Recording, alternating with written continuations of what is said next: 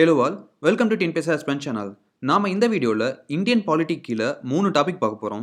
அது என்னன்னு பார்த்தீங்கன்னா சோர்சஸ், அதாவது இந்தியன் கான்ஸ்டியூஷன் எந்தெந்த கண்ட்ரீஸ்லேருந்து எந்தெந்த ஃபீச்சர்ஸ்லாம் எடுத்தாங்க அப்படின்னு பார்க்க போகிறோம். அடுத்தது ப்ரியாம்பிள், அதாவது முகவுரை. அடுத்தது ஷெடியூல்ஸ். இந்த 3 டாபிக் தான் நாம் இன்னைக்கு இந்த வீடியோவில் பார்க்கலாம். ஃபர்ஸ்ட் பார்த்தீங்கன்னா சோர்சஸ். இந்தியன் கான்ஸ்டியூஷன் பார்த்தீங்கன்னா அது வந்து நிறைய ஃபீச்சர்ஸ் வந்து வேறு கண்ட்ரீஸோட கான்ஸ்டியூஷன்லேருந்து தான் நம்ம அடாப்ட் பண்ணியிருக்கோம்.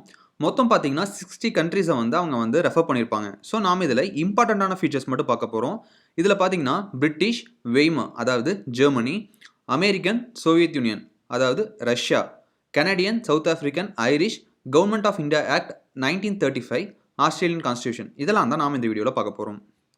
ஃபர்ஸ்ட் பார்த்தீங்கன்னா கவர்மெண்ட் ஆஃப் இந்தியா ஆக்ட் 1935 ஆக்டில் தான் ப்ரொவின்ஷியல் அட்டானமி கொண்டு வந்தாங்க தெரியும். அதிலிருந்து நம்ம என்னென்ன ஃபீச்சர்ஸ் வந்து நம்ம கான்ஸ்டியூஷனில் எடுத்திருக்கேன்னு பார்த்தீங்கன்னா office of governor and emergency provisions, judiciary and public service commission.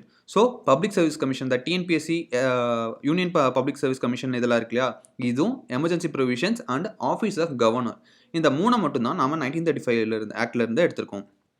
அடுத்தது பிரிட்டிஷ் கான்ஸ்டியூஷன்லேருந்து பார்லிமெண்ட்ரி சிஸ்டம். அடுத்தது நாடாளுமன்ற அந்த இதுவும் மட்டும். அதுக்கப்புறம் பைகேமரலிசம், அதாவது இரு அவைகள், ராஜ்யசபா லோக்சபா இருக்கு இல்லையா, அந்த இரு அவைகள், இதையும் cabinet system, rule of law, legislative process, writs 5 writ இருக்கு இல்லையா அது. அடுத்தது சிங்கிள் சிட்டிசன்ஷிப். ஸோ நம்ம சிங்கிள் சிட்டிசன்ஷிப் வந்து பிரிட்டிஷ் இருந்து எடுத்திருக்கோம். அமெரிக்காக்கெலாம் பார்த்தீங்கன்னா 2 டூயல் சிட்டிசன்ஷிப் இருக்கும். நமக்கு சிங்கிள் சிட்டிசன்ஷிப் தான். ஏன்னு பார்த்தீங்கன்னா நம்ம பிரிட்டிஷ் இருந்து அதை அடாப்ட் பண்ணியிருக்கோம். அடுத்தது யூஎஸ்ஏட்டிருந்து ஃபண்டமெண்டல் ரைட்ஸ். மொத்தம் பார்த்தீங்கன்னா 7 ஃபண்டமெண்டல் ரைட்ஸ் இருந்துச்சு. 1989 வந்து ரைட் டு ப்ராப்பர்ட்டியை ஃபண்டமெண்டல் ரைட்டாக இருந்து அதை வந்து லீகல் ரைட்டாக மாற்றிட்டாங்க. So 300A. ஸோ இப்போ வந்து ஃபண்டமெண்டல் ரைட் வந்து கிடையாது. ஸோ 6 ஃபண்டமெண்டல் ரைட் தாங்க இருக்குது. அடுத்தது இம்பீச்மெண்ட் ஆஃப் பிரசிடென்ட், அதாவது பிரதமரோட பதவி நீக்கம். So impeachment of president. அடுத்தது vice president, judicial review, independent judiciary, removal of supreme court and high court judges. So supreme கோர்ட்டும் ஹைகோர்ட் ஜட்ஜஸை ரிமூவ் பண்ணுறதுக்கான ப்ரொசீஜர், இதெல்லாம் நம்ம யூஎஸ்ஏ கான்ஸ்டியூஷன்லேருந்து தான் எடுத்திருக்கோம். அடுத்தது பார்த்தீங்கன்னா ஐரிஷ் கான்ஸ்டியூஷன். இதிலிருந்து டிபிஎஸ்பி, நான் பாப்புலராக தெரிஞ்சது வந்து டிபிஎஸ்பி தான் நம்ம ஃபர்ஸ்ட்டு சொல்லுவோம், ஐரிஷ் கான்ஸ்டியூஷன் எடுத்திருக்கன்ட்டு. அதே மாதிரி பிரசிடென்ட்டோட எலெக்ஷனையும் nominating members to Rajya Sabha, so 3 இயர்ஸ்க்கு ஒன்று வந்து எலெக்ஷன் நடக்கும். ஸோ இது அடுத்தது எலெக்ஷன் டு பிரசிடென்ட், டிபிஎஸ்பி, இந்த 3ஐயும் ஐரிஷ் கான்ஸ்டியூஷன்லேருந்து எடுத்திருக்கோம். அடுத்தது பார்த்தீங்கன்னா கனடியன் கான்ஸ்டியூஷன்லேருந்து ஃபெடரல் ஸ்ட்ராங் சென்டர். ஸோ பார்த்தீங்கன்னா நிறைய இடத்துல பார்த்தீங்கன்னா ஸ்டேட்ஸுக்கு வந்து ரொம்ப பவர் அதிகமாக இருக்கும். லைக் யூஎஸ்லாம் பார்த்தீங்கன்னா ஸ்டேட்ஸுக்கு பவராக இருக்கும் சென்டரை விட. இங்கே பார்த்தீங்கன்னா ஃபெடரல் ஸ்ட்ராங் சென்டர், அதாவது சென்ட்ரல் கவர்மெண்ட் வந்து கொஞ்சம் ரொம்ப பவர் வந்து அதிகமாக இருக்கும் ஸ்டேட் கவர்மெண்ட்டை கம்பேர் பண்ணும்போது. அடுத்தது பார்த்தீங்கன்னா ரெசிடியூரி பவர் டு சென்டர்கிட்ட என்னென்ன பவர்லாம் இருக்கலாம் அப்படிங்கிற ஒரு இதுவும் கனடியன் கான்ஸ்டியூஷன் எடுத்திருக்கோம். Advisory jurisdiction of supreme court. So அந்த appellate, original jurisdiction, advisory, so இதெல்லாம் சொல்ல முடியா, அதில் அட்வைசரி வந்து நம்ம வந்து கனடியன் கான்ஸ்டியூஷன் எடுத்திருக்கோம். அடுத்தது appointment of state governor by centre. So state governor வந்து அப்பாயின்ட் பண்ணுறது சென்ட்ரல் கவர்மெண்ட் தான் அப்பாயின்மெண்ட் பண்ணுவாங்க. அதை வந்து நம்ம கனடியன் கான்ஸ்டியூஷன் எடுத்திருக்கோம். ஸோ இந்த நல்ல நாளையும் ஞாபகம் வச்சுக்கோங்க. அடுத்தது ஆஸ்திரேலியன் கான்ஸ்டியூஷன். கான்கரண்ட் லிஸ்ட் இருக்கு இல்லையா, நம்ம state list, union list, concurrent list இருக்கு இல்லையா, அது வந்து கான்கரண்ட் லிஸ்ட்டை வந்து நம்ம ஆஸ்திரேலியன் கான்ஸ்டியூஷனில் தான் எடுத்திருக்கோம். அடுத்தது ஜாயின்ட் சிட்டிங், அதாவது ராஜ்யசபா லோக்சபா இவங்க 2 பேர் ஜாயின்ட் சிட்டிங் உட்காருவாங்க இல்லையா, அதை வந்து நம்ம ஆஸ்திரேலியன் கான்ஸ்டியூஷன் தான் எடுத்திருக்கோம். ஜாயின்ட் சிட்டிங் பொறுத்த வரைக்கும் நம்ம இது வரைக்கும் 3 டைம் தான் ஜாயின்ட் சிட்டிங் வந்து நடந்திருக்கு. ஸோ அந்த இயர்லாம் நம்ம பின்னாடி பார்க்கலாம். அடுத்தது Germany. Suspension of fundamental rights during emergency, அதாவது இந்த ஸ்டேட் எமர்ஜென்சி, நேஷனல் எமர்ஜென்சி டைமில் வந்து ஃபண்டமெண்டல் ரைட்ஸ் எல்லாம் சஸ்பெண்ட் பண்ணிடுவாங்க. எதையும் நம்ம யூஸ் பண்ண முடியாது, நம்ம ரைட்ஸு கேட்க முடியாது. ஸோ அதை வந்து ஜெர்மனிட்டிருந்து தான் எடுத்திருக்காங்க. அடுத்தது ரஷ்யாட்டிருந்து ஃபண்டமெண்டல் டியூட்டிஸ். ஸோ ஃபண்டமெண்டல் டியூட்டிஸையும் preamble, social, economic and political ideas. Russian revolution 1917 எடுத்திருப்போம். ஸோ அதையும் பார்க்கலாம். ப்ரியாம்பிளையும் ஃபண்டமெண்டல் டியூட்டிஸையும் ரஷ்யாட்டிருந்து தான் எடுத்திருக்காங்க. ஃப்ரெஞ்சிட்டிருந்து பார்த்தீங்கன்னா லிபர்ட்டி, ஈக்குவாலிட்டி, ஃப்ரெட்டர்னிட்டி. இதை வந்து ஃப்ரெஞ்ச் ரெவல்யூஷன் 1789 எடுத்திருப்போம். அடுத்தது ரிப்பப்ளிக். ஸோ இதை ஞாபகம் வச்சுக்கோங்க, லிபர்ட்டி, ஈக்குவாலிட்டி, ஃப்ரெட்டர்னிட்டி, ரிப்பப்ளிக். இதெல்லாம் ஃப்ரெஞ்சிட்ட இருந்தோம். ஜஸ்டிஸ் மட்டும் ரஷ்யாட்ட இருந்து நம்ம எடுத்திருப்போம். அடுத்தது பார்த்தீங்கன்னா சவுத் ஆஃப்ரிக்கா. ஸோ அமெண்ட்மெண்ட்ஸ், அதாவது அரசியல் திருத்த சட்டம் கொண்டு வருவோம் இல்லையா, அந்த அமெண்ட்மெண்ட்ஸையும் எலெக்ஷன் டு ராஜ்யசபாவையும் நாம் சவுத் ஆஃப்ரிக்காட்ட இருந்து எடுத்திருப்போம். அடுத்தது ஜப்பான் பார்த்தீங்கன்னா procedure established by law. So அந்த லா எஸ்டாப்ளிஷ் பண்ணுறக்கு ஒரு ப்ரொசீஜர்லாம் இருக்குது இல்லையா, அந்த நாடாளுமன்றம் அதாவது பார்லிமெண்ட்டில் இது பண்ணுற இதை வந்து இந்த ப்ரொசீஜர்ஸ் எல்லாம் நாம் ஜப்பான் கான்ஸ்டியூஷன் வந்து எடுத்திருக்கோம். ஓகே, அவ்வளோதான். இதெல்லாம் மட்டும்தான் பார்த்தீங்கன்னா இம்பார்ட்டண்ட்டான ஒரு ஃபீச்சர்ஸ். இதை மட்டும் ஞாபகம் வச்சுக்கோங்க. அடுத்தது பார்த்தீங்கன்னா ஷெடியூல்ஸ் ஆஃப் தி கான்ஸ்டியூஷன். ஃபர்ஸ்ட்டாக இந்தியன் கான்ஸ்டியூஷன் கமெண்ட்ஸ் பண்ணும்போது மொத்தம் வந்து பார்த்தீங்கன்னா 8 ஷெடியூல் தான் இருந்துச்சு. ஆனால் இப்போது 12 ஷெடியூல் இருக்குது. ஸோ 4 ஷெடியூல் வந்து எக்ஸ்ட்ரா ஆட் பண்ணியிருக்காங்க. ஸோ அது என்னென்னு பார்க்கலாம். ஃபர்ஸ்ட் பார்த்தீங்கன்னா ஷார்ட்கட் இருக்குது. நான் இன்னொரு வீடியோ போட்டிருப்பேன், அது ஃபர்ஸ்ட்டை போட்ட வீடியோ, அதை பாருங்கள். அதில் வந்து ஷார்ட்கட்ஸ் எப்படி ஷெடியூல்ஸ் எல்லாம் ஞாபகம் வச்சுக்கங்கிற ஒரு ஷார்ட்கட் இருக்கும். இதில் வந்து என்னென்ன ஷெடியூல்ஸ் இருக்குன்னு மட்டும் பார்த்துக்கலாம். ஃபர்ஸ்ட் பார்த்தீங்கன்னா name of states and union territory, அதாவது ஒவ்வொரு ஸ்டேட்டுக்கும் யூனியன் டெரிட்டரிக்கும் நேம் தான் ஃபர்ஸ்ட் ஷெடியூலில் கொடுத்துருக்காங்க. அடுத்தது பார்த்தீங்கன்னா second emoluments and allowances and privileges of president, அதாவது மணி அவங்களுக்கு கொடுக்குற சேலரி பற்றி, அதாவது president, governor, speaker, deputy speaker இவங்களுக்குலாம் கொடுக்கப்படுற சேலரி பற்றி தான் செகண்ட் ஷெடியூலில் இருக்குது. தேர்டு பார்த்தீங்கன்னா oath or affirmation of MP, MLA, judges etcetera. So இவங்க அந்த எம்பி, எம்எல்ஏ, ஜட்ஜஸில் இருக்காங்க இல்லையா, இவங்க பதவி பிரமாணம் பற்றின இதெல்லாம் தான் தேர்ட் ஷெடியூலில் கொடுத்துருக்காங்க. ஃபோர்த்தில் பார்த்தீங்கன்னா allocations of seats in Rajya Sabha. So நம்ம எப்படி ஆறு எம்எல்ஏ இருந்தால் அவங்களுக்கு வந்து ஒரு ராஜ்யசபா சீட், சாரி 6 எம்எல்ஏக்கு ஒரு ராஜ்யசபா சீட்டுன்னு இருக்குது. ஸோ அதை பற்றி கொடுத்துருக்கிறது தான் இந்த allocation of seats in Rajya Sabha வந்து ஃபோர்த் ஷெடியூல். அடுத்தது administration of SC and ST areas. So அந்த எஸ்சி எஸ்டி ஏரியாஸ்க்கான அட்மினிஸ்ட்ரேஷன் பற்றினதெல்லாம் ஃபிஃப்த் ஷெடியூல்லையும், administration of Assam, Meghalaya, Tripura, Mizoram, so இதை இன்னர் லைன் பெர்மிட் அப்படின்னு சொல்லுவாங்க, இதுக்கெலாம் மட்டும் இருக்குது.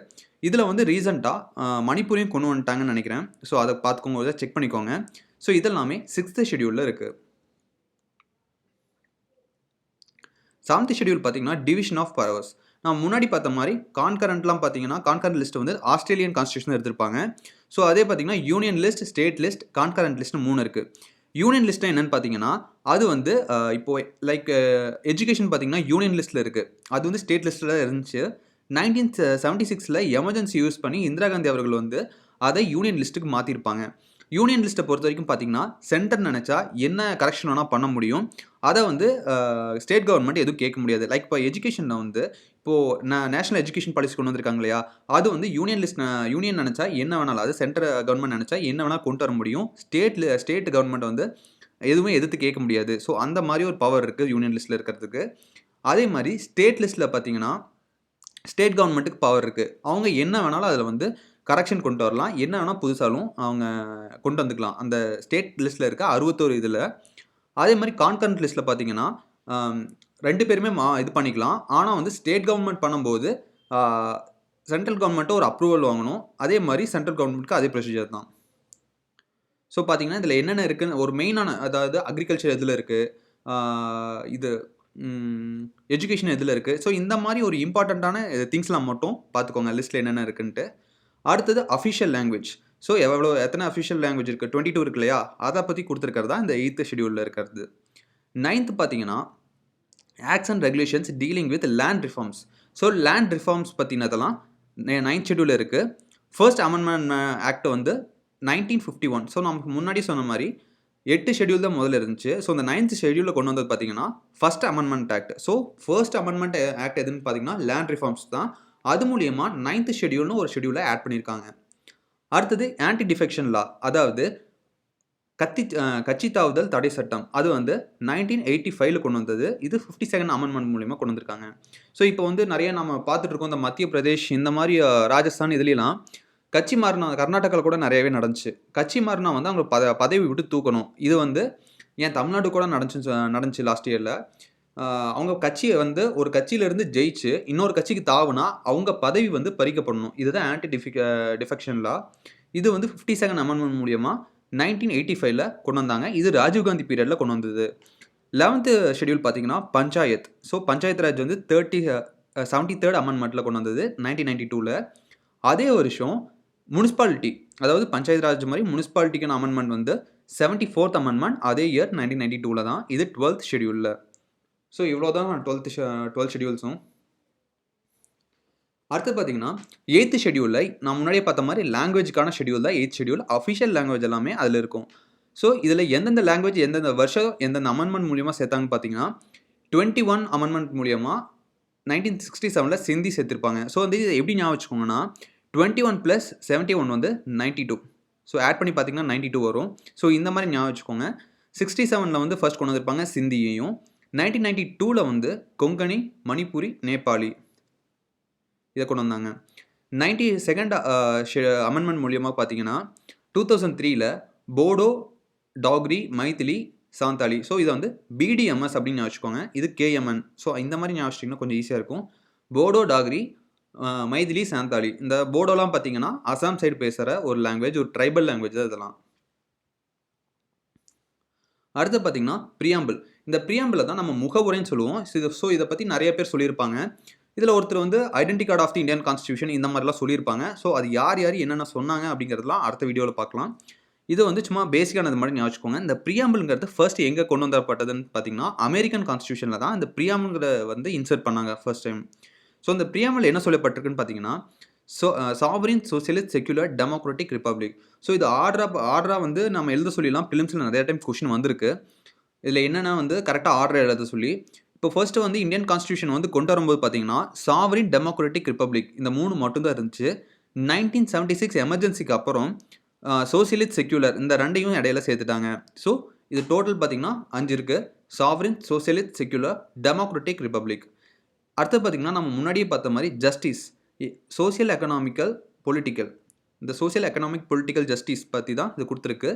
இது 1917 ரஷ்யன் ரெவல்யூஷன்லேருந்து எடுத்தது. அடுத்தது லிபர்ட்டி, ஈக்குவாலிட்டி, ஃப்ரெட்டர்னிட்டி. இதெல்லாம் பார்த்தீங்கன்னா ஃப்ரெஞ்ச் ரெவல்யூஷன்லேருந்து எடுத்தது. November 26, 1949 இந்த டேட் என்னன்னு பார்த்தீங்கன்னா நம்ம எல்லாத்துக்கும் தெரியும். அதாவது ரிப்பப்ளிக் டே 2050 தான் கொண்டு வந்தாங்க. ரிப்பப்ளிக் டே அன்னைக்கு தான் இந்த கான்ஸ்டியூஷன் வந்து அஃபிஷியலாக இது பண்ணாங்க தெரியும். ஆனால் அவங்க ஃபர்ஸ்ட்டாக பார்லிமெண்ட்டில் வந்து சப்மிட் பண்ணது பார்த்தீங்கன்னா இந்த November 26, 1949 தான் சப்மிட் பண்ணாங்க. இந்த டேவை தான் பார்த்தீங்கன்னா November 26 தான் நாம் கான்ஸ்டியூஷனல் டேவாக கொண்டாடிட்டு இருக்கோம். ஸோ அது ஞாபகம் வச்சுக்கோங்க. அடுத்து பார்த்தீங்கன்னா சாவரின் பார்த்தீங்கன்னா நெய்தர் டிபெண்டன்ட் நார் Dominion to any nation. So நம்ம எந்த ஒரு நேஷனுக்கு அடியிலையும் டிபெண்ட்டாக கிடையாது. நம்ம ஒரு இண்டிபெண்டன்ட் நேஷன். அதை தான் சாவரின் குறிக்குது. சோசியலிஸ்ட். ஸோ இந்த சோசியலிஸ்ட்டுங்கிற வார்த்தை வந்து நமக்கு எப்போ ஃபர்ஸ்ட்டு கிடச்சிதுன்னு பார்த்தீங்கன்னா 1955 இந்தியன் நேஷனல் காங்கிரஸோட ஆவடி செஷனில் தான் இந்த சோசியலிஸ்ட்டுங்கிற வார்த்தையை நேரு வந்து கொண்டு வந்திருப்பார். சோசியலிஸ்டிக் பேட்டர்ன் ஆஃப் சொசைட்டி அப்படிங்கிறத. அடுத்தது செக்யூலர். அதாவது நம்ம எந்த ஒரு மதத்தை சார்ந்ததில்லை. இது வந்து ஒரு முஸ்லீம் நேஷன் கிடையாது, ஒரு ஹிந்து நேஷன் கிடையாது. இது எல்லாத்தையும் அனுசரித்து போகிற ஒரு செக்யூலர் நேஷன்ட்டு. இதோட ஆர்டிகல் பார்த்தீங்கன்னா 25 28 ஆர்டிகல் வரைக்கும் இந்த செக்யூலருங்கிறத மீன் பண்ணுது. Has a feature of secular state. Democratic, political, economical and social democratic country இது. Republic, elected head for a fixed period. So இது வந்து ரிப்பப்ளிக், அதாவது மக்களால் தேர்ந்தெடுக்கப்படுறது ரிப்பப்ளிக். முன்னாடி பார்த்த மாதிரி ரஷ்யன் ரெவல்யூஷன் பார்த்தீங்கன்னா 1917 அதில் இருந்தது நம்ம ஜஸ்டிஸ்ங்கிற வார்த்தையை எடுப்போம். சோசியல் ஜஸ்டிஸ், அதாவது no discrimination, caste, sex, creed etcetera. அதாவது எந்த ஜாதிகளாலையும் எந்த ஒரு ஜெண்டரால் ஆண் பெண் அப்படிங்கிற இதுலாம் நாம் வந்து யாரையும் டிஸ்கிரிமினேட் பண்ணக்கூடாது. அடுத்தது பார்த்தீங்கன்னா economic justice, no discrimination on the basis of economic factor. அதாவது நீ பணக்காரன், நான் பணக்காரன், நீ ஏழை அப்படின்னு சொல்லி யாருமே டிஸ்கிரிமினேட் பண்ணக்கூடாது. அதுதான் எக்கனாமிக் ஜஸ்டிஸ்.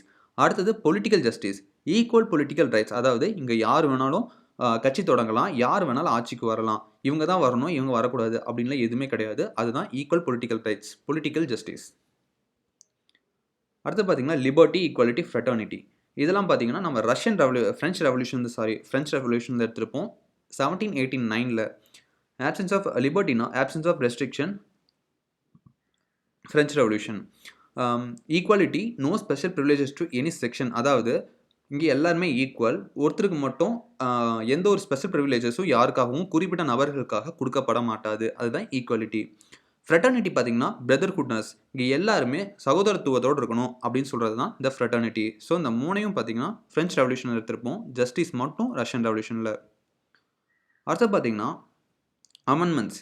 ஸோ இந்த அமெண்ட்மெண்ட்ஸை வந்து பார்த்தீங்கன்னா நிறையா வந்து கேசஸ் வந்திருக்கும். ஸோ நீங்கள் வந்து ப்ரிலிம்ஸ் பொறுத்த வரைக்கும் பார்த்தீங்கன்னா நிறைய கேசஸ் படிக்கணும். அதாவது இந்த அமெண்ட்மெண்ட்ஸ் பொறுத்த வரைக்கும் பார்த்தீங்கன்னா இந்த பிரியாம்பிள் பொறுத்த வரைக்கும் பார்த்தீங்கன்னா இந்த Keshav Nanda Bharati case, Berubari union case, LIC of India case, இந்த 3 கேஸையும் ரொம்ப இம்பார்ட்டண்டானது. அதனால அதை பார்த்துக்கோங்க. இதில் இது மட்டும் பேசிக்கானது மட்டும் கொடுத்துருக்கேன். பெர்பாரி யூனியன் கேஸ் வந்து 1916. இதன்படி என்னன்னு பார்த்தீங்கன்னா பிரியாம்பிள் வந்து கான்ஸ்டியூஷனோட ஒரு பார்ட் கிடையாது அப்படின்னு சொல்லியிருக்காங்க. அதனால இதை வந்து நம்ம அமெண்ட் பண்ண முடியாது. ஒரு கான்ஸ்டியூஷன் ஒரு பார்ட்னா பார்லிமெண்ட்டில் ஒரு மெஜாரிட்டி வச்சு நம்ம வந்து அதை அமெண்ட் பண்ண முடியும். ஆனால் இது வந்து கான்ஸ்டியூஷனோட ஒரு பார்ட் கிடையாது. அதனால அமெண்ட்மெண்ட் பண்ண முடியாது அப்படின்ட்டாங்க. 1973ல் பிரியாம்பிள் கேஷவானந்த பாரதி கேஸில் தான் பிரியாம்பிளும் கான்ஸ்டியூஷனோட ஒரு பார்ட் அப்படின்னு சொல்லி இதை அமெண்ட் பண்ண முடியும் அப்படின்னு சொன்னாங்க. அதனால தான் 1976ல் வந்து இந்திரா காந்தி அவர்கள் வந்து அதை அமெண்ட்மெண்ட் பண்ணியிருப்பாங்க 42nd அமெண்ட்மெண்ட்டில். அதன்படி தான் சோசியலிஸ்ட் அண்ட் செக்யூலர் ஐடியாலஜிஸை அதில் வந்து பிரியாம்பிளில் சேர்த்திருப்பாங்க. அடுத்தது எல்ஐசி ஆஃப் இந்தியா கேஸ் 1995ல் அதுலேயும் பார்த்தீங்கன்னா preamble is a part of constitution அப்படின்னு தான் சொல்லியிருப்பாங்க. So preamble is not a part of constitution சொன்ன ஒரே கேஸ் பார்த்தீங்கன்னா பெர்பாரி யூனியன் கேஸ் 1960ல். ஸோ முன்னாடி பார்த்த மாதிரி 42nd அமெண்ட்மெண்ட்டில் தான் 1976ல் தான் சோசியலிஸ்ட் செக்யூலர் இன்டெகிரிட்டிங்கிற வார்த்தையை சேர்த்துருப்பாங்க. ஸோ முன்னாடி சொன்ன மாதிரி நான் சொன்னேன் இல்லையா, அதாவது பிரியாம்பிள் பற்றி நிறைய பேர் வந்து நிறைய கருத்துக்கள் தெரிவிச்சிருப்பாங்க. அதில் வந்து முக்கியமான ஒரு 4 பேர்த்த தான் நம்ம பார்க்க போகிறோம். அது என்னென்னு பார்த்தீங்கன்னா KM முன்ஷி. அவர் என்ன சொல்லியிருப்பாருன்னா பிரியாம்பிளை ஹாரோஸ்கோப் ஆஃப் டு கான்ஸ்டியூஷன் அப்படின்னு சொல்லியிருப்பாரு. அதே மாதிரி ஏர்னஸ்ட் பார்க்கர் வந்து கீநோட் அப்படின்னு சொல்லியிருப்பாரு. ஹிதயத்துல்லா வந்து இவர் வந்து ஒரு சுப்ரீம் கோர்ட் ஜட்ஜு. ஸோ நீங்கள் வந்து இதை எப்படி ஹிதயத்துல்லா வந்து ரொம்ப ஃபேமஸான பர்சன். ஏன்னு பார்த்தீங்கன்னா 1969ல் பிரசிடென்ட் வைஸ் பிரசிடென்ட் ஏதோ ஒரு காரணத்தினால பிரசிடென்ட் போஸ்ட்டும் காலியாக இருக்கும், வைஸ் பிரசிடென்ட் போஸ்ட்டும் காலியாக இருக்கும். சப்போஸ் பிரசிடென்ட் இல்லைன்னா வைஸ் பிரசிடென்ட் தான் பிரசிடென்ட் போஸ்ட்டில் உட்காருவாங்க. இப்போ 2 பேர்த்தோட சீட்டும் வேக்கண்ட்டாக இருந்தனால அப்போ இருந்த சுப்ரீம் கோர்ட் ஜட்ஜான இந்த ஹிதயத்துல்லா அவர்கள் தான் இப்போ பிரைம் மினிஸ்டர் பிரசிடெண்ட்டாக வந்து 6 months இருந்திருப்பார். ஸோ இவர் வந்து ரொம்ப ஃபேமஸான ஒரு பர்சன் ஹிதயத்துல்லா. இவர் என்னென்ன சொல்லியிருக்கான்னு பார்த்தீங்கன்னா சோல் ஆஃப் அவர் கான்ஸ்டியூஷன், அதாவது preamble is the soul of our constitution சொல்லியிருப்பாரு. அதே மாதிரி பால்கிவியா வந்து இங்கே வந்து ஸ்பெல்லிங் மிஸ்டேக்காக இருக்குது. பால்கிவியாலா வந்து identity card of the constitution சொன்ன மாதிரி identity card of the constitution சொன்னது பால்கிவியாலா. ஸோ வந்து நான் வந்து கொஞ்சம் ஃபன்னியாக ஞாபகம் வச்சுக்குவேன். இப்போ வந்து பால்கிவியாலான்னு இருக்கனால ஸோ பால் கார்டு அப்படின்னு ஞாபகம் வச்சுக்குவேன். So identity card of the constitution Palkhivala. So அந்த மாதிரி ஞாபகம் வச்சுக்கேன். ஸோ இந்த மாதிரி ஞாபகம் வச்சிங்கன்னா கொஞ்சம் உங்களுக்கு மறக்காது, ஈஸியாக இருக்கும். ஓகே, இதோட இந்த வீடியோ முடிஞ்சுது. ஸோ அடுத்த வீடியோவில் இன்னும் கொஞ்சம் கான்ஸ்டியூஷன் அமெண்ட்மெண்ட்ஸ் பற்றிலாம் பார்க்கலாம். தேங்க்யூ. இந்த வீடியோ உங்களுக்கு பிடிச்சிருந்துச்சுன்னா டிஎன்பிஎஸ்சி ஆஸ்பிரண்ட் சேனலை சப்ஸ்கிரைப் பண்ணுங்கள். தேங்க்யூ.